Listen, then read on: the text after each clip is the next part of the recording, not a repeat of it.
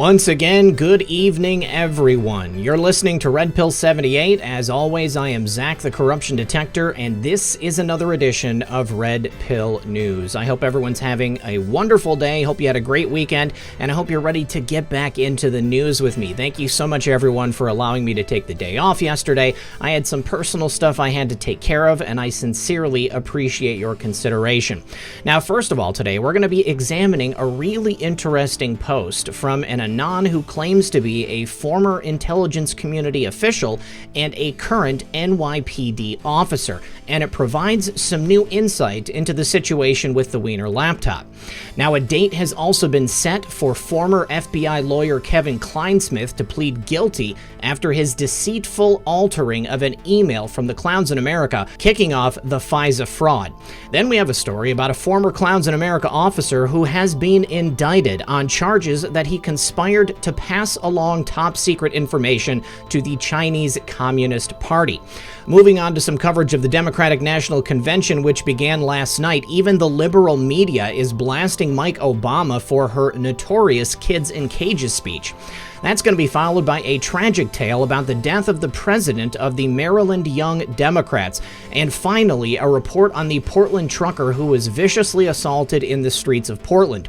Now, he's had a GoFundMe set up by his brother, and I think it's worth a share. So please, everyone, sit back, relax, grab your popcorn, and we'll be right back after a brief word from our sponsor.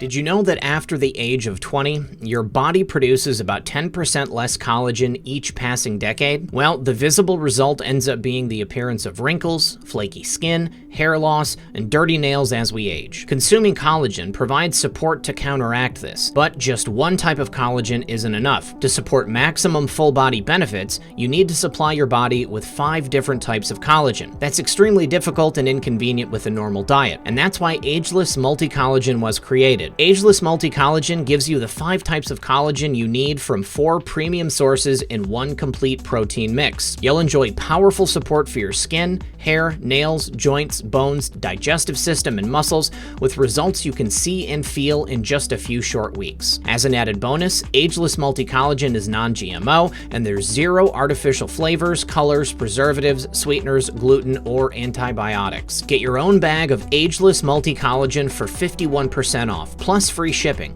by going to healthwithredpill.com or by clicking the link in the description or pinned comment below. And remember, when you support my sponsors, you support this channel.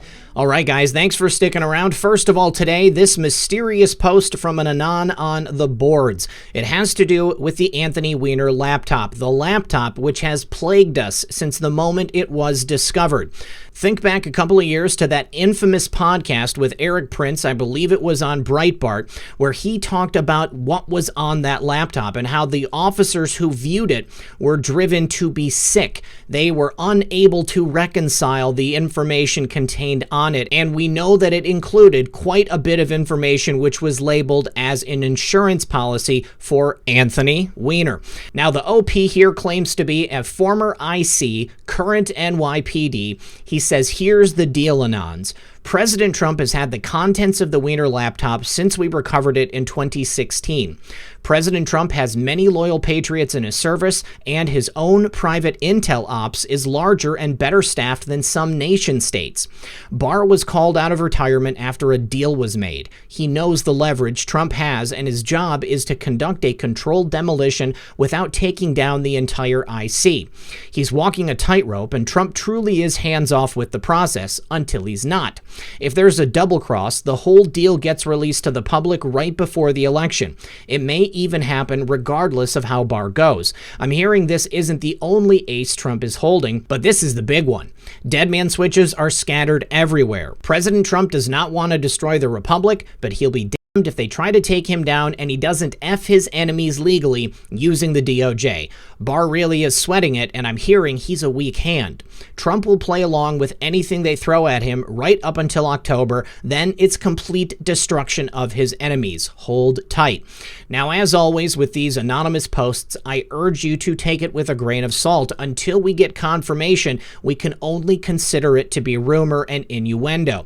However, the stuff in this post rings pretty true.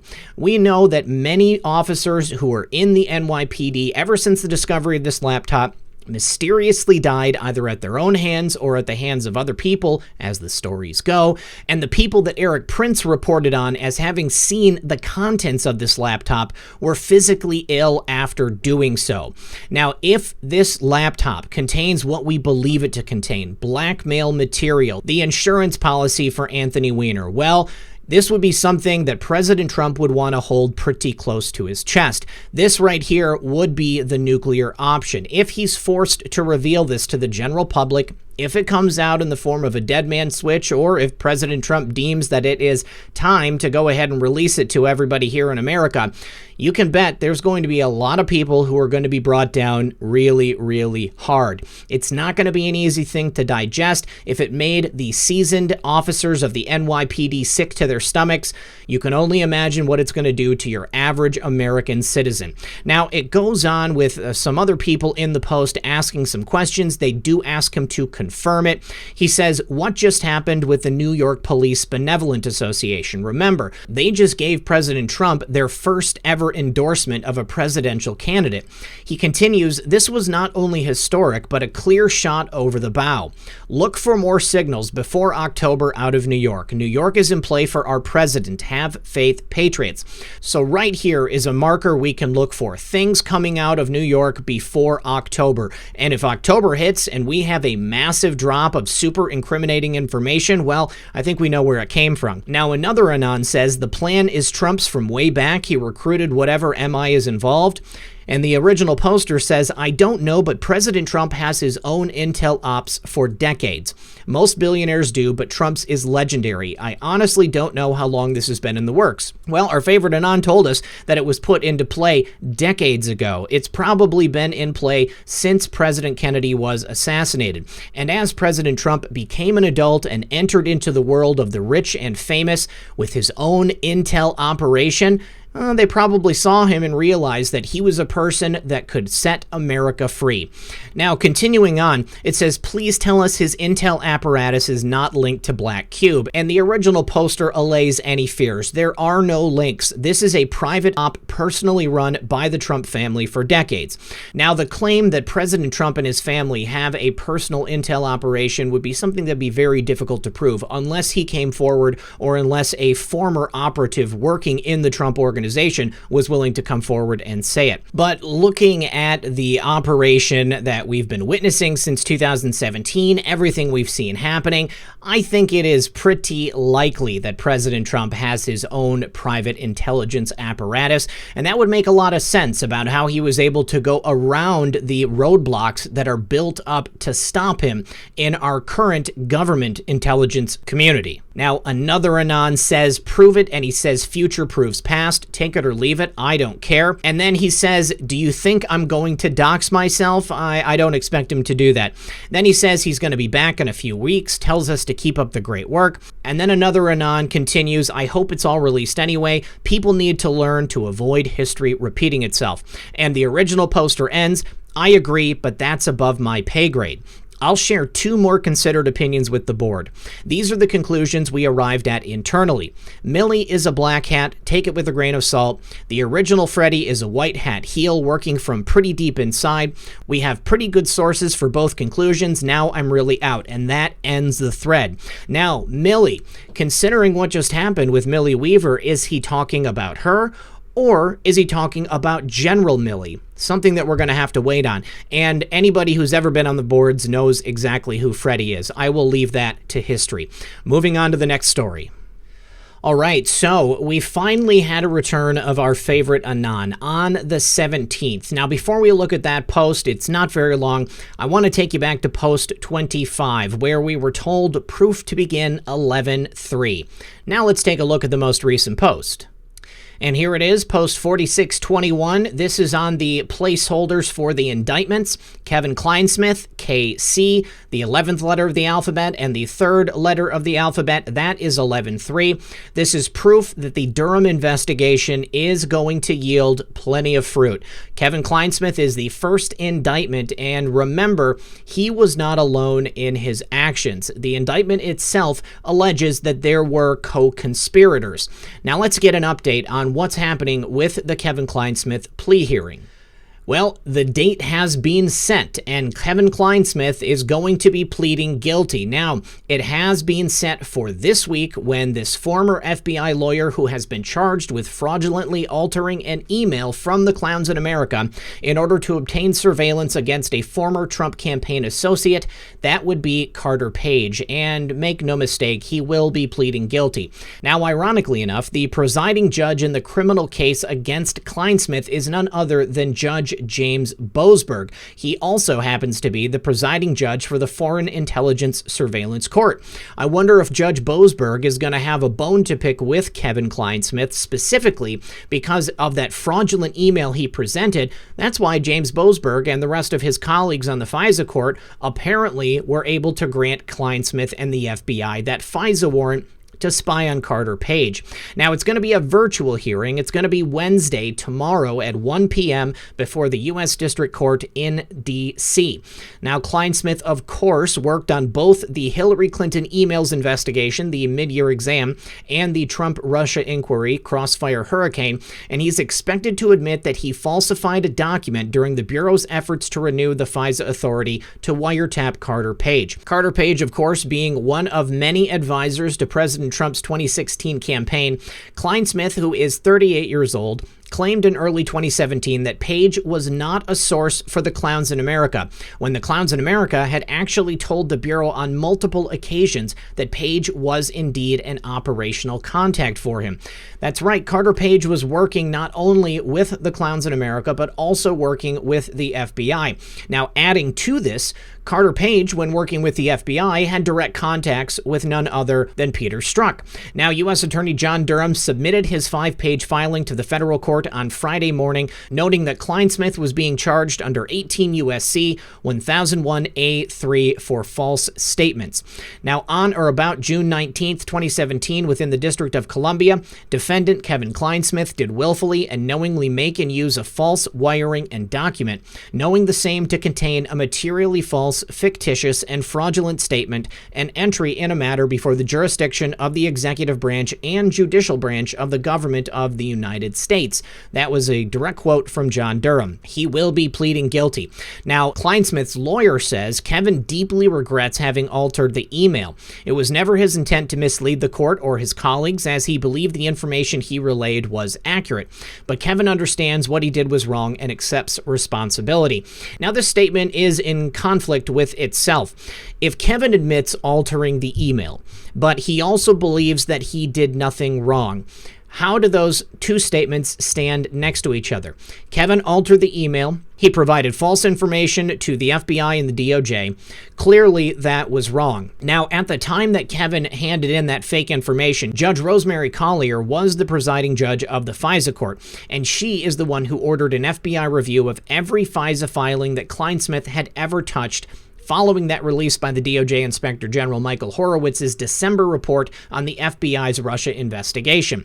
Now, the FISA court criticized the FBI's handling of the Page applications as antithetical to the heightened duty of candor described above and demanded corrective action from the Bureau. And boom, we are getting that corrective action. Kevin Clinesmith was an assistant general counsel in the National Security and Cyber Law branch of the FBI's Office of General Counsel from July 12th of 2015 up until September 21st of 2019, and he's not named specifically in Horowitz's report, but it's clear he is the Office of General Counsel attorney who had been acting in response to a question by an FBI agent who was part of the team investigating the Trump campaign.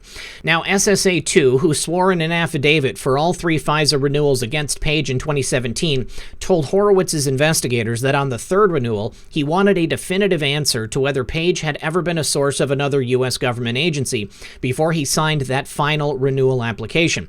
Now, while in contact with what was reportedly the Clowns in America's liaison, Clinesmith was reminded that in August 2016, predating the first Page warrant application in October of 2016, the other agency informed the FBI that Page did in fact have a prior relation with that agency.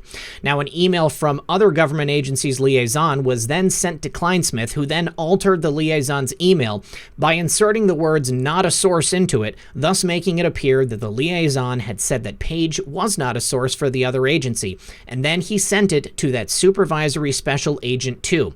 Now, relying upon this altered email, that special agent signed that third FISA renewal that again failed to disclose Page's past relationship with the clowns in America.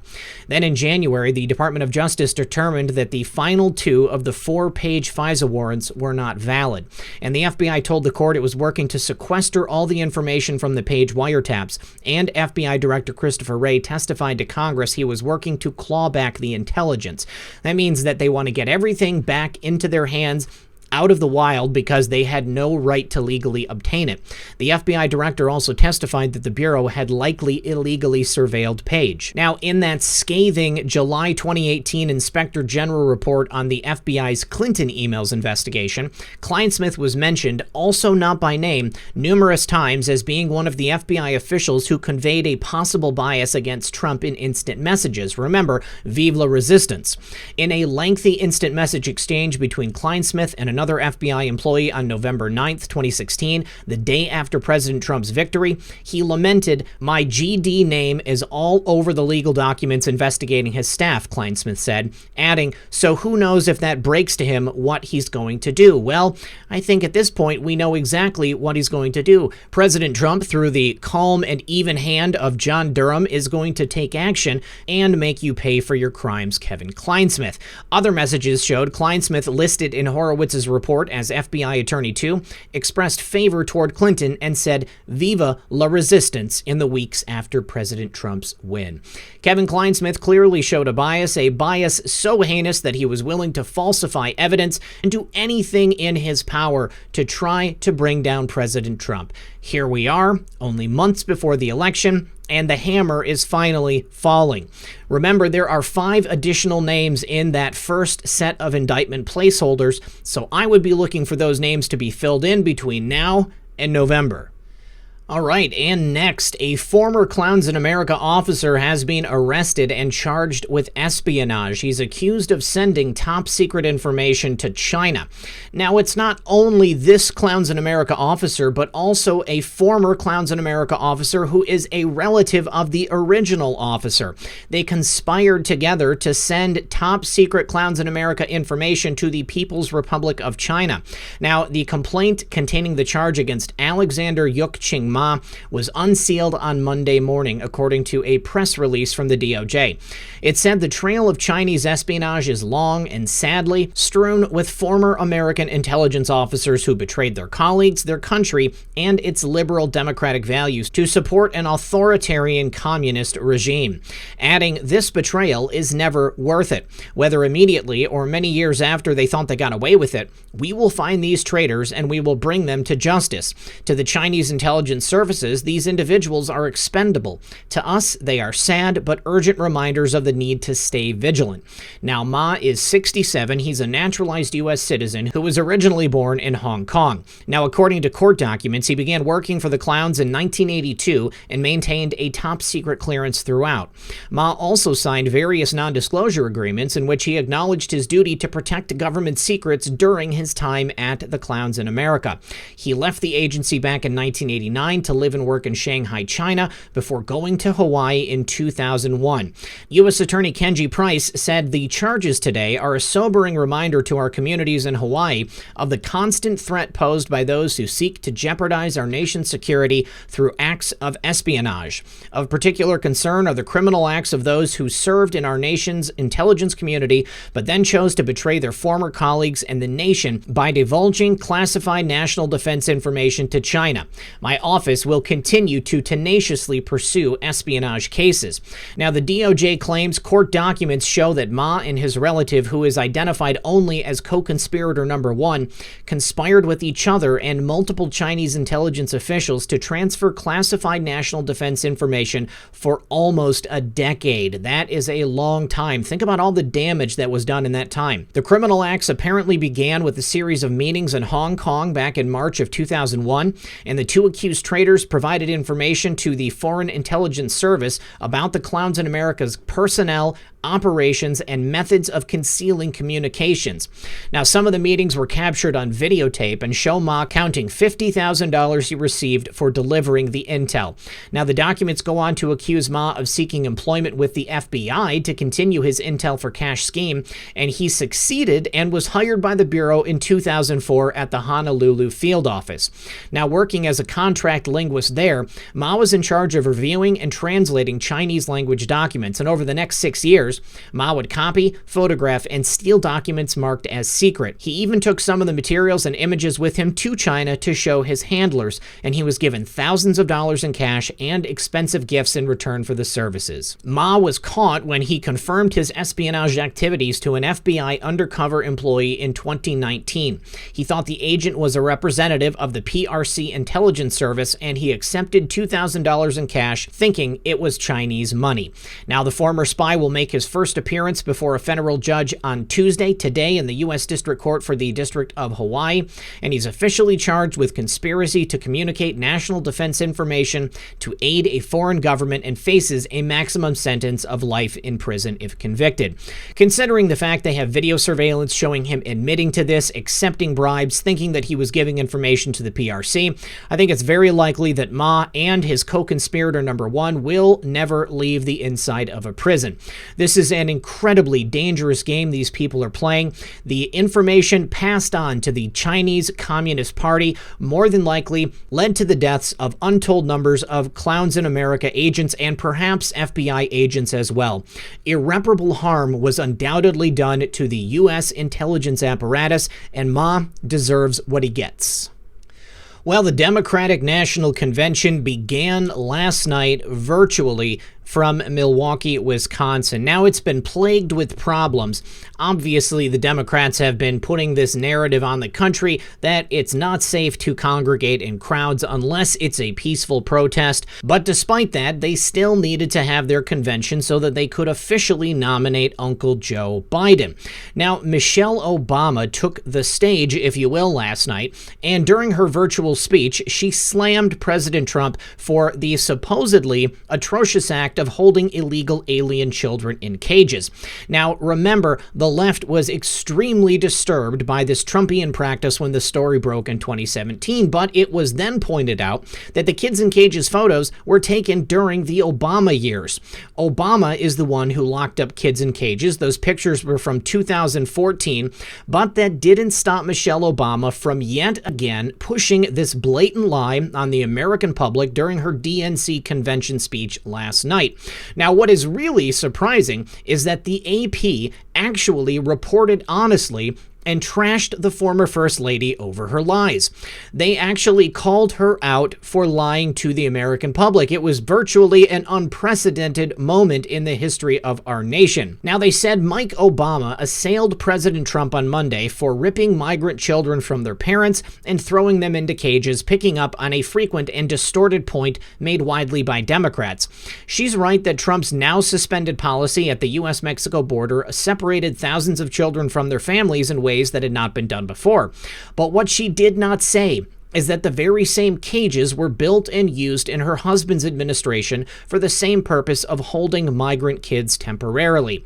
A look at her remark in her keynote address at the opening night of the remote Democratic National Convention. She said they watch in horror as children are torn from their families and thrown in cages. Well, the fact is, the reference to cages is misleading and a matter that Democrats have persistently distorted. Trump actually used facilities that were built during the Obama-Biden administration to house children at the border. They are chain-link enclosures inside border facilities where migrants were temporarily housed, separated by gender and age.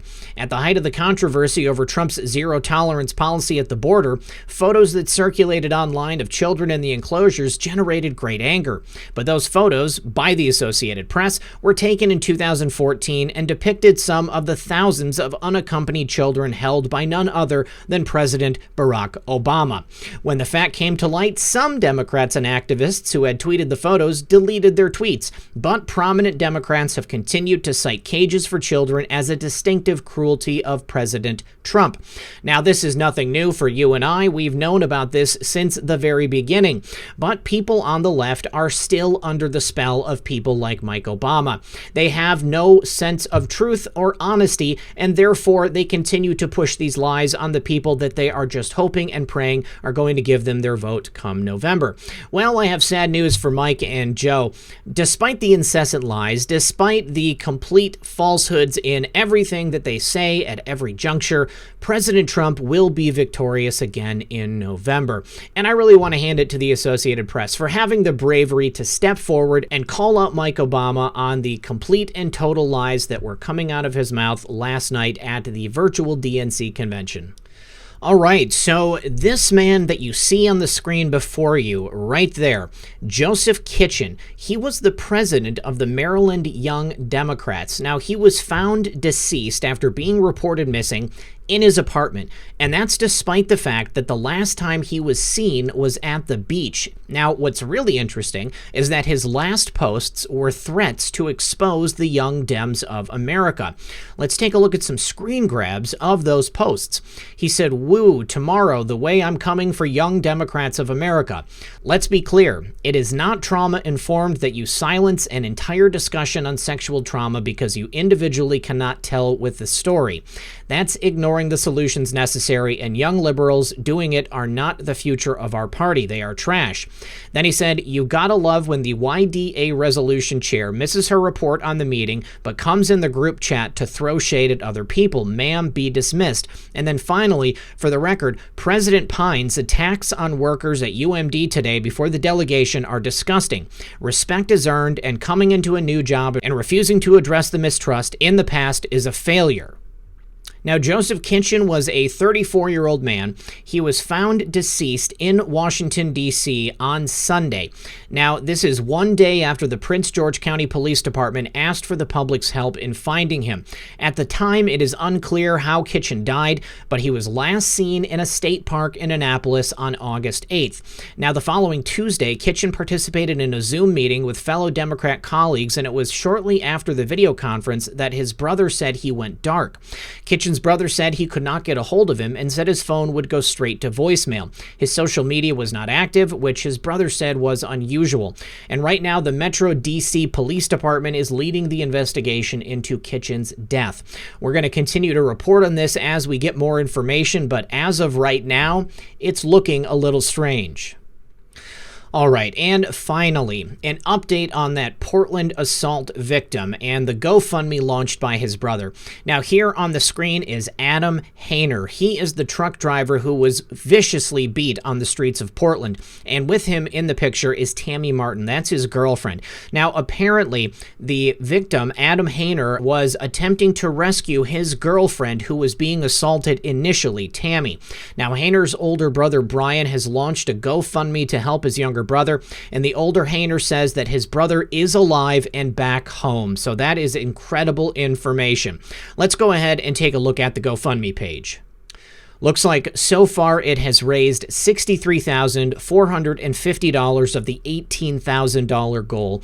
Now, anybody who's had to spend time in the hospital can tell you it is not a cheap thing, even if you've got insurance. So I would imagine perhaps he's also going to need some legal funds to help go after all of the people who attacked him, and perhaps even the city of Portland. The one good thing to come out of this now, as I stated on Occam's Razor earlier today, is that Mayor Ted Wheeler has finally come out against the violence. I just think it's too bad that it took this nice young man getting assaulted. Hopefully this means that no one else is going to find themselves in the same position, and it will be a cautionary tale to anyone thinking about going on the streets and viciously attacking people who are minding their own business. All right, guys, that's all I have for you today. I want to thank everyone for joining me. As always, this has been Red Pill 78. I am Zak the Corruption Detector, and this was another edition of Red Pill News. Good luck, everyone, and God bless. Hey guys, one more thing. I just want to thank everyone for watching today. If you have not subscribed yet, I urge you to please consider subscribing. There will be a couple of videos that pop up if you want to continue to watch. There's also some ways in the description of this video that you can follow me on other platforms. Please consider doing that as well. And if you want to support the program directly, there are means to do that below as well. Thank you all for your support over the last couple of years. Consider liking and sharing this video and help me get the real news to people who don't yet know they've been lied to.